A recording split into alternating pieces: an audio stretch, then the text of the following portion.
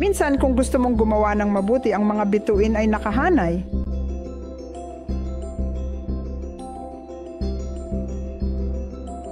Hindi madalas na lahat ng iyong mga pangarap ay matutupad.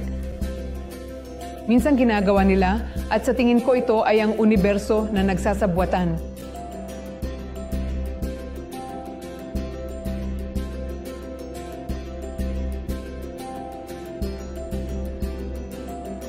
Kaya pakiramdam ko si Athena ay kailangang maging kilusan para sa kababaihan na alagaan ng sarili, kalusugan, at maging pinakamahusay sa pangangalaga sa kanser para sa kababaihan.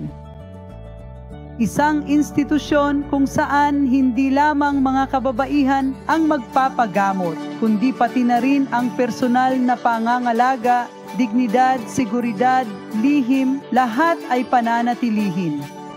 At ito, isang magandang kapaligiran kung saan mararamdaman nila ang sarili bilang pamilya. Sabi ni Pratap, Sir, mayroon siyang 4 na anak na babae. Sir, ampunin ang ika-5 anak na babae. Kaya ito ay bagong paglalakbay, ngunit ito ay